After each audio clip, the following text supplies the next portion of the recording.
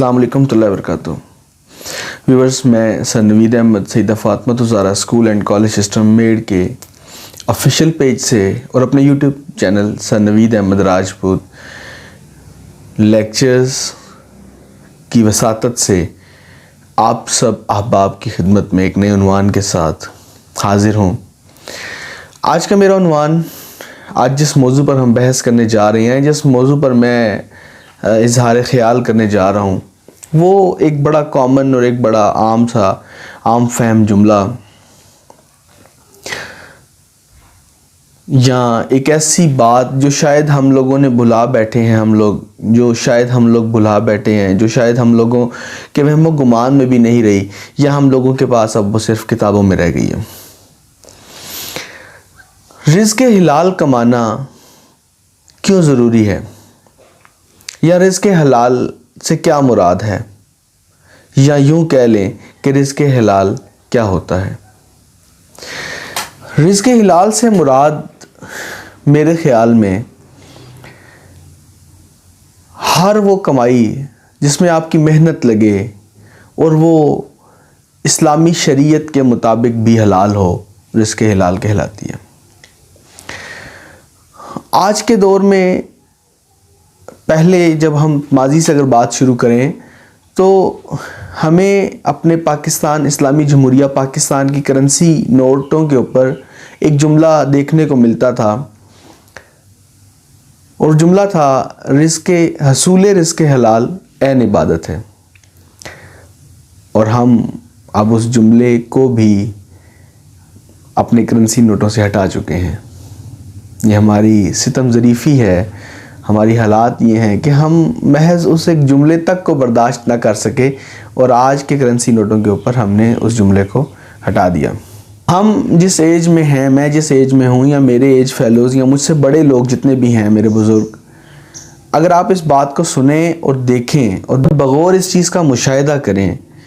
کہ ہم کیا تربیت کر رہے ہیں اپنی آنے والی نسلوں کی، ہم کس طرف گامزن ہیں اور ہماری منزل کیا ہے، آخر کار جب وقت گزرنے کے بعد اور جب کچھ عرصہ گزرنے کے بعد ہم لوگوں کو یہ احساس ہوگا کہ ہم کس طرف گامزن ہیں اور ہم کیا کر رہے ہیں، تو شاید ہمارے ہاتھوں میں کچھ نہ رہ جائے۔ ہم نے آغاز کیا حصول رزق حلال عین عبادت ہے، اور اس وقت واقعتاً لوگوں کو شعور ہوتا تھا کہ حلال کیا ہے اور حرام کیا ہے۔ ابھی میں چند مثالیں آپ کے سامنے رکھوں گا، تو اس کی وساطت سے ممکن ہے آپ احباب کو کچھ اندازہ ہو سکے کہ ہم کس نہج پر پہنچ چکے ہیں اپنی ان چھوٹی چھوٹی ترامیم کے باعث، جو ہم چھوٹی چھوٹی اپنی ان چیزوں کے اندر، اپنی روایتی چیزوں کے اندر ہم ترامیم کرتے رہتے ہیں، اس کے باعث ہم کس نہج پر پہنچ چکے ہیں۔ سب سے پہلی چیز کہ ہم نے اپنی آنے والی نسل کو کیا سکھایا، ہم نے ہر اس چیز کو آہستہ آہستہ کر کے اپنے کلچر میں سے، اپنی ثقافت میں سے نکال دیا جو ہماری شرعی حدود کی پاسداری کرتی تھی۔ ہم نے اپنی پریارٹیز کیا بنا دی، ترجیحات ہم نے کیا بنائی۔ ہم دیکھتے ہیں کہ ہماری ترجیحات کیا ہیں۔ ہم سب سے پہلے جب بچہ اس لیول تک جاتا ہے کہ وہ کسی کو آئیڈیلائز کرے، تو ہم آئیڈیلائز کروانے کے لیے، کیونکہ کمائی ہمیشہ جو پروفیشن کا انتخاب ہوتا ہے وہ بچہ اس وقت کرتا ہے جب وہ کسی کو آئیڈیلائز کرے، اور اگر وہ آئیڈیلائز ہی ایسے بندے کو کرے جس کے پاس سے بھی رزق حلال نہیں گزرا، تو کیا وہ رزق حلال اور حرام میں تمیز کر پائے گا؟ ہم لوگوں نے صرف شریعت کے لحاظ سے اگر ہم دیکھیں یا اس شرعی معاملات کو دیکھیں، تو ہم نے صرف رزق حلال اس کمائی کو سمجھا ہے، اس رزق کو سمجھا ہے جس کو کھانے کی اجازت ہے۔ جیسے کہ مرغی کا گوشت حلال ہے اور گدھے کا گوشت حرام ہے، لیکن ہم نے یہ نہیں سمجھا کہ چوری کے پیسے سے کھایا ہوا مرغی کا گوشت وہ بھی حرام ہے، وہ رزق حلال نہیں ہے۔ اسی طرح ہم نے بہت سے معاملات کو جو ہے وہ اس کی بنیاد کو دیکھے بغیر فیصلے کر لیے۔ ضرورت اس امر کی ہے کہ ہم اپنی آنے والی نسلوں کو یہ سمجھا پائیں، یہ بتا پائیں کہ حرام کے پیسے سے کھایا ہوا بکرے کا گوشت بھی اتنا ہی حرام ہے جتنا گدھے کا گوشت حرام ہے۔ کسی کے مال پر ڈاکہ مارا جائے تو وہ حلال مال بھی حرام ہے، اسی طرح جس طرح کسی حرام جانور کا گوشت حرام ہے۔ ہم لوگوں نے یہ باتیں نظر انداز رکھی، ہم صرف ایک دوڑ میں لگے رہے، اور اس کا نام ہے مادیت پرستی۔ اب ہم تھوڑا سا آگے چلتے ہیں، تو جب ہم اپنے بچے کو آئیڈیلائز کروائیں گے، ایک ایسے بندے کو ہم آئیڈیل کریں گے، اپنا آئیڈیل بنائیں گے، ایسے بندے کو جس کے دائیں اور بائیں جانب 10 باڈی گارڈز ہوں گے، گن مینز ہوں گے، اور اکڑ اس بندے میں اتنی ہوگی کہ وہ انتہا درجے کی اس میں اکڑ ہوگی، وہ انسان کو انسان نہ سمجھتا ہوگا، اور سارے بزنسز اس کے حرام ہوں گے، حرام کی کمائی کھانے والا شخص ہوگا۔ تو مجھے آپ لوگ یہ بتائیں کہ آپ کی آنے والی نسلوں میں کیسے رزق حلال کی جو ہے رمق پیدا ہوگی، یا رزق حلال کی طرف جانے کی وہ کوشش کریں گے؟ سوال ہی پیدا نہیں ہوتا۔ کیوں؟ کیونکہ انہوں نے آئیڈیلائز اپنے والد کو آئیڈیلائز کرتے ہوئے ایسے شخص کو دیکھا ہے جو شخص خود رزق حرام کھاتا ہے، اور اس بچے کے دماغ میں یہ بات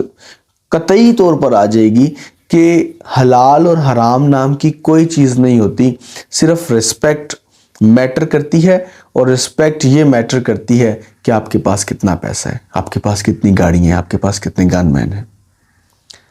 تو احباب، آج باتیں دل کی باتیں تھی، کچھ میں نے کہا میں آپ سے کر لوں، کیونکہ آج کوئی ٹاپک، کوئی لیکچر نہیں ہے، صرف یہ دل کی باتیں ہیں جو میں آپ سے شیئر کرنے آ بیٹھا ہوں۔ اگر ہم لوگ یہ چاہتے ہیں کہ ہم اپنی اولاد کو، اپنے آنے والی نسلوں کو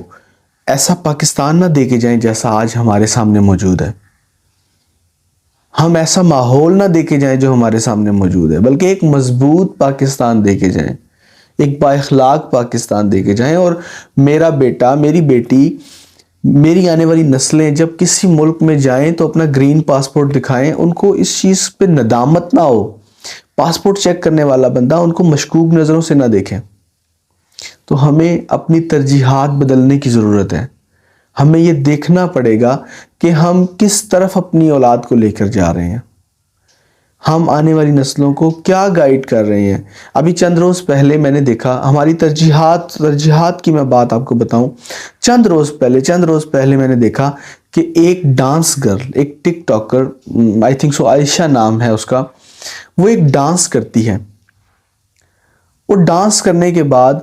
اس کا رزلٹ اس کو یہ ملتا ہے کہ within 3 days، 3 دن کے اندر وہ 2 کروڑ روپے کما لیتی ہے۔ یہاں تک تو ٹھیک ہے، نو ایشو، اس کا ذاتی فیل ہے، لیکن مجھے افسوس اس بات پر ہوا جب 2 یا 3 دن کے بعد میں یوٹیوب اسکرولنگ کے دوران میں نے دیکھا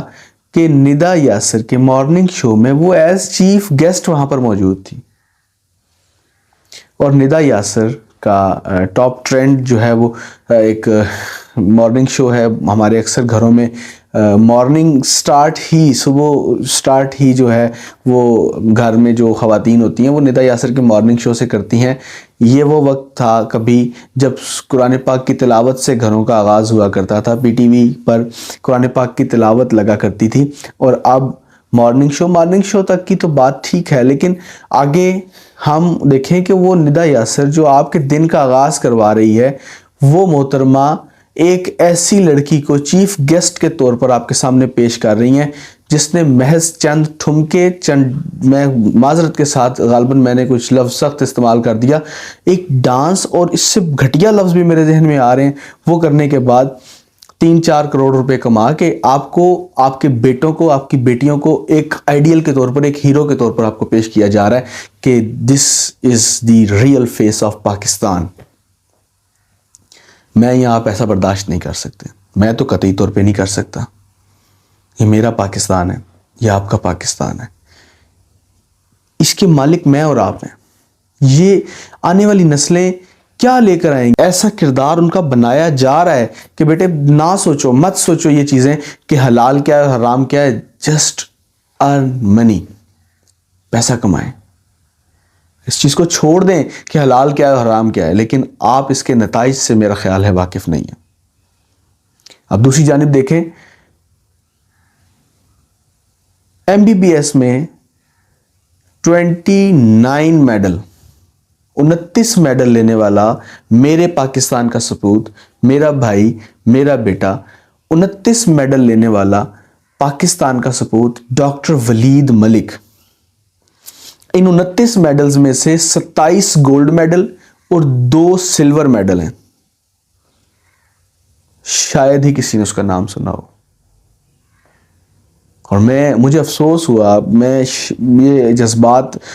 کا اظہار نہیں کر پا رہا، میری آنکھوں میں آنسو آ گئے جب میں نے اس ڈاکٹر ولید ملک کا انٹرویو سنا، اور انٹرویو لینے والے صاحب جو تھے وہ سوال پوچھ رہے تھے کہ آپ کو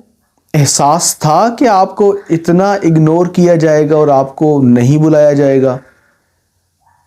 تو وہ میرا بیٹا، میرا بھائی، ایک بڑی مضبوط مسکراہٹ کے ساتھ اس نے جواب دیا، اور اس کا جواب سن کے میری آنکھوں میں آنسو آ گئے۔ اس نے کہا کہ اس چیز کا اندازہ مجھے پہلے ہی تھا، کیونکہ ہمارے یہاں ایسا ٹرینڈ نہیں ہے، ہماری ترجیحات، یہ اس ڈاکٹر ولید ملک کے الفاظ ہیں جو میں آپ کو کوٹ کر رہا ہوں، انہوں نے کہا کہ یہ ہمارے ہاں ایسی ترجیحات نہیں ہیں۔ اس بات کا مطلب سمجھتے ہیں آپ لوگ؟ اس بات کا مطلب ان شارٹ یہ ہے کہ چھوڑ دیں آپ اسکول جانا، آپ چھوڑ دیں کسی بھی قسم کی تعلیم حاصل کرنا، آپ چھوڑ دیں مدرسے جانا، جسٹ ایک ڈانس ٹیچر پکڑیں، اس سے ڈانس سیکھیں، اس سے ٹھمکے لگانا سیکھیں، یوٹیوب پہ اپنی ویڈیو وائرل کریں، اور 3-4 دن میں آپ 2-2.5-3 کروڑ کمائیں، اور خیر بات کہیں اس استاد کو جو آپ پہ سختیاں کرتا ہے، خیر بات کہیں اس امام مسجد کو جو صبح نماز فجر کے بعد بیٹھ کے آپ کو قرآن پاک پڑھاتا ہے۔ میرے پاس الفاظ نہیں کہ میں کچھ الفاظ بیان کر پاؤں، کچھ بھی کہہ پاؤں اس بارے میں، شاید میں کچھ زیادہ جذباتی ہو گیا۔ اس کے بعد آپ تھوڑا سا آگے چلیں، ٹک ٹاک پر مشہور ہونے والے محترم اختر لاوا صاحب، کیا ہماری ترجیحات ہیں؟ کم از کم اس اختر لاوا جو کیا اس کی کیا مطلب، اس کی کریڈیبلٹی کیا ہے، بجائے اس کے کہ وہ ڈاکٹر ولید ملک جو میری قوم کا بیٹا، میرا بھائی، میرے پاکستان کا بیٹا، اس زرخیز زمین کا بیٹا، اس کو اس حد تک نظر انداز کیا گیا کہ کسی ٹی وی چینل میں جرت نہ ہوئی کہ اس کو بلا کر قوم کے سامنے پیش کیا جائے کہ this is the real face of Pakistan, یہ ہے پاکستان کا صحیح چہرہ، یہ ہے ہماری ذہانت کا منہ بولتا ثبوت۔ ہم سب نے اس کو نظر انداز کیا، اور ہم لے بیٹھے ہیں جی وہ ٹک ٹاکر گرل جو ٹھمکے لگاتی پھر رہی ہے، اور اس کو ہم لے آتے ہیں اپنے ٹی وی چینلز کے اوپر تاکہ آئیں دیکھیں جی، مارننگ کا آغاز کریں آپ اس ڈانس کے ساتھ اور اس گھٹیا شخصیت کے ساتھ، اور آپ کے پاس اس پورے پاکستان کے اندر آپ کے پاس کوئی اور چہرہ نہیں ہے دکھانے کے لیے۔ اور پھر کل ہم لوگ کہتے پھرتے ہیں کہ جی میں اس کے بھائی کا غالباً انٹرویو سن رہا تھا، تو وہ کہہ رہا تھا کہ جی میری بہن کا جو ڈانس اتنا وائرل ہوا ہے وہ آخری ٹھمکے کی وجہ سے ہوا ہے۔ یہ لفظ ٹھمکا بھی میں نے اس کے بھائی کے انٹرویو سے، کیا ہو گیا ہے ہم لوگوں کی ذہنیت کو؟ ہم کہاں پہنچ چکے ہیں؟ کیا ہم واقعہ ہی پاکستان کو اسلامی جمہوریہ پاکستان کہنے کے قابل رہ گئے ہیں؟ سوچ کا مقام ہے، سوچنے کا مقام ہے۔ ایک شخص جو 5 سال محنت کرتا ہے، 29 گولڈ میڈل لیتا ہے، ہم اس کا چہرہ تک نہیں دکھاتے عوام کو، اور ایک شخص جو 5 منٹ کا ڈانس ایک لڑکی کرتی ہے اور اس کو ہم پوری دنیا پر وائرل کر دیتے ہیں۔ کیا ہماری اخلاقی جرت اتنی ہی رہ گئی ہے؟ کیا ہو گیا ہے ہماری اخلاقیات کو اور ہماری ان ساری عمدہ روایات کو ہم نے کیوں پس پش ڈال دیا ہے کہ جو غلط ہے ہم اس کو غلط کہنا سیکھیں؟ ضرورت اس امر کی ہے کہ ہم بتائیں اپنی آنے والی نسلوں کو کہ حلال رزق کیا ہے، حرام رزق کیا ہے۔ میں کچھ چند دن پہلے میں نے استاد کے احترام میں کچھ الفاظ بولے، ایک ویڈیو ریکارڈ کی، فیس بک پہ لگائی۔ میرا ایک بڑے بہترین دوست، میرے بھائی، وہ مجھے کمنٹ کرتے ہیں، میں سوچ کی ترجیحات کی بات کر رہا ہوں، غالباً شاید میں نہ بات کرتا، مجھے میسج کرتے ہیں، مجھے ٹیکسٹ کرتے ہیں، کمنٹ سیکشن میں کہتے ہیں کہ جی ٹیچرز آر پیڈ پروفیشنلز۔